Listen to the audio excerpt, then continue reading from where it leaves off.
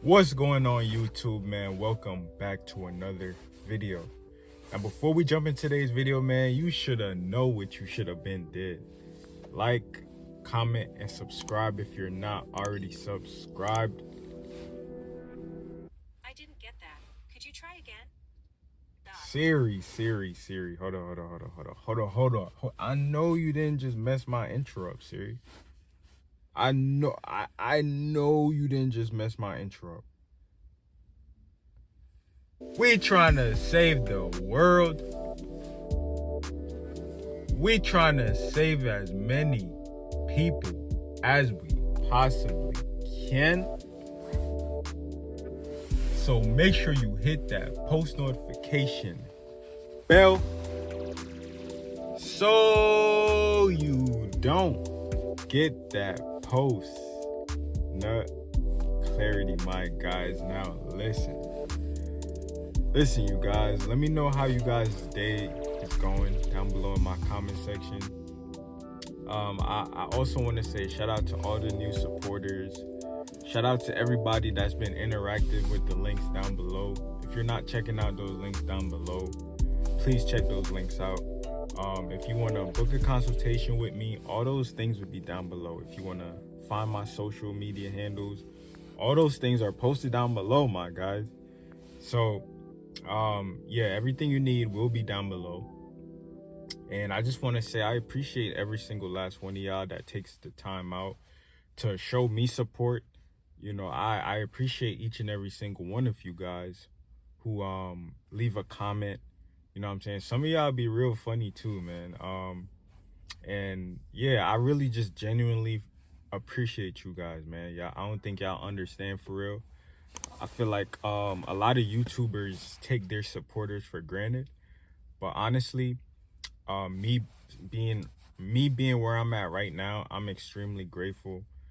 You know, my flesh wishes that I had more supporters, but I know God is able, and I know God has, you know, plans for me in the near future where it's gonna be tenfold supporters on this channel. You know, more supporters that I'm gonna be able to look back on days like this and be like, wow, just wow. So I want to say I appreciate every single last one of y'all that's rocking with me right now, and I'm gonna keep feeding y'all these gems, man. Don't think I'm gonna stop. So without further ado, let's jump into the video. And today I want to talk about to you guys, I want to explain to you guys on your SR journey. And one way that I try to stand out from other content creators is I try to correlate certain things to the topic of SR. I realize that a lot of people are actually trying to do this for real. I'm trying to correlate the topic of retention to in other aspects of, well, I can relate it to the Bible. I can relate it to, you know, something worldly going on. If y'all haven't seen that Kai Cenat video that I did, make sure you go check it out. It's gonna pop up right here. You know, so I'm trying to stand out from other content SR creators. You know, I'm just doing it my way.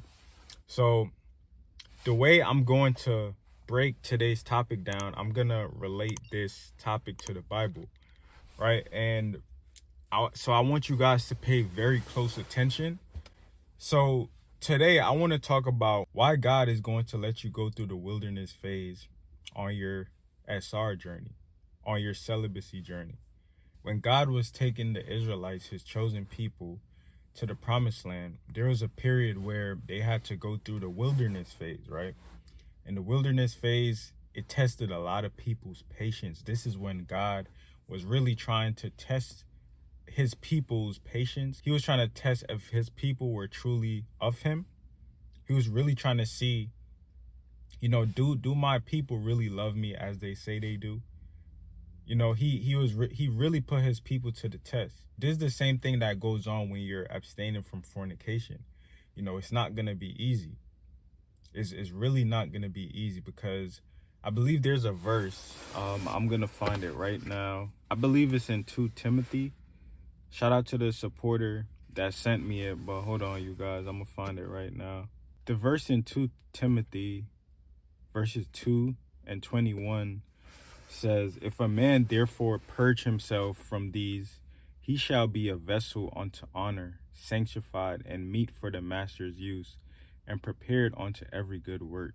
But let me read 2 Timothy chapter 2, verses 19 real fast. Why is this guy standing in front of my car, bro? So it goes as it says, nevertheless, the foundation of God standeth sure, having this seal, that the Lord knoweth them that are his. And let every one that nameth the name of Christ depart from iniquity. But in a great house there are not only vessels of gold and of silver, but also of wood and of earth, and some to honor and some to dishonor. So the point I'm trying to make with that verse is that when you're abstaining from fornication, you're now positioning yourself to be used by God. And this is what I was explaining in my recent video. A lot of guys, whether you serve God or not, whether you have made Christ your Lord and Savior, unknowingly you are doing something pleasing in his eyes, right? So a lot of guys don't notice that. And I went through that period in my life too, back when I was in the new age and I was a worldly man. I was practicing celibacy and I didn't know that I was receiving favor from the Lord from that, right? So this is why I say you can use SR to draw more closer to God. So with all that being said, you know, when you're abstaining from fornication, God is going to use that to his glory. He's then going to put you to the test to see if he can really use you.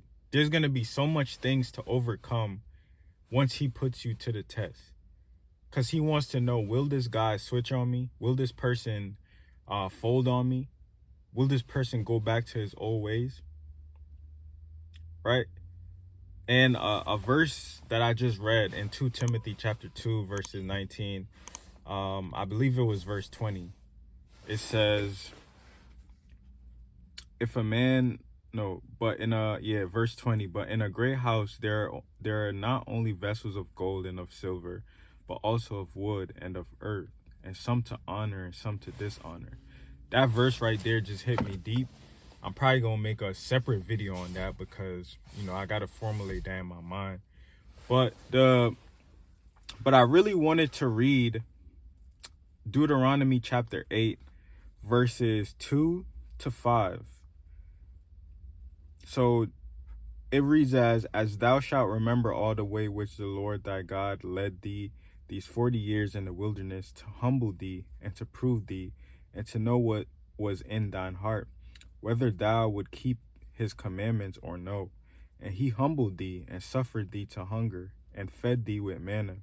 But thou knewest not, neither did thy fathers know, which thou knewest not, neither did thy fathers know, that he might make thee know that man doth not live by bread only, but by every word that proceedeth out of the mouth of the Lord doth man live. And then verse 5 says, thou shalt also consider in thine heart, that as a man chasteneth his son, so the Lord thy God chasteneth thee.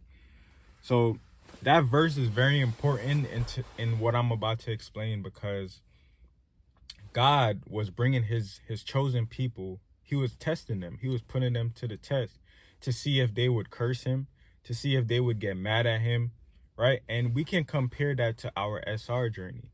A lot of the times, a lot of guys get discouraged. A lot of guys get discouraged when, you know, it's probably taking them years on out to meet a wife. You know, a lot of guys get discouraged when they're isolated and in seasons of loneliness. A lot of guys get discouraged. And it's a reason why God puts us through these things, because he's trying to make us whole. He's trying to make us whole, right? And in order for us to become whole, he has to separate us. He has to pluck certain qualities and traits that we have grown into when we were in the world. He has to pluck these things out of us. And this is why there's going to be seasons where you can't be around certain people, even if you tried, right? There's going to be periods when you're trying in your own strength to form relationships, form bonds and friendships, and they just don't work. And you start to wonder why. And that's because God is trying to work on you. And when he's working on you, there can't be no other people in the picture. right? So on your SR journey, it's gonna take a while. These seasons doesn't have to be years on years, right? Because there's a time and a season for everything. So these seasons doesn't have to be years on years on years. But God definitely, once you get on your walk with Christ and you're fleeing from fornication, he's gonna need time.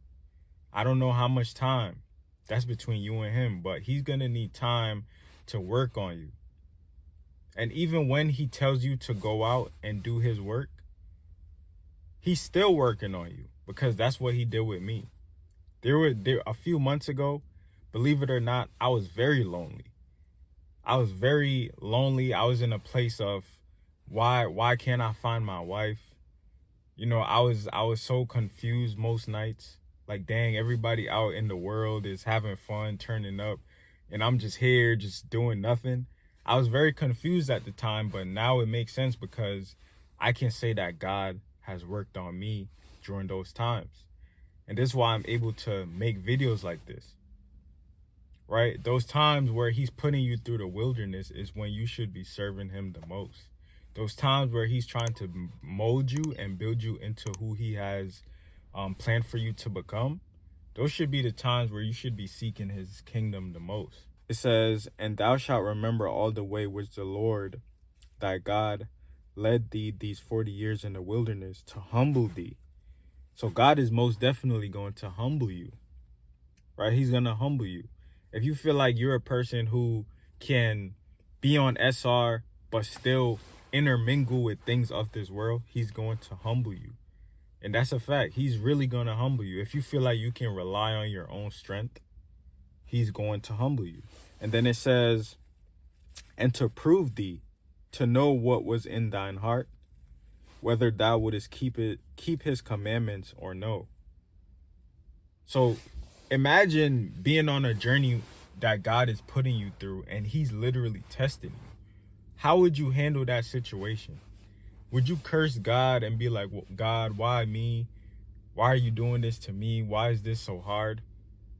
Or you would just see the bigger picture, right? You would just see the bigger picture and the goal he's trying to get out of you from that situation. God was using this situation with his people for them to prove themselves, for them to prove their true colors.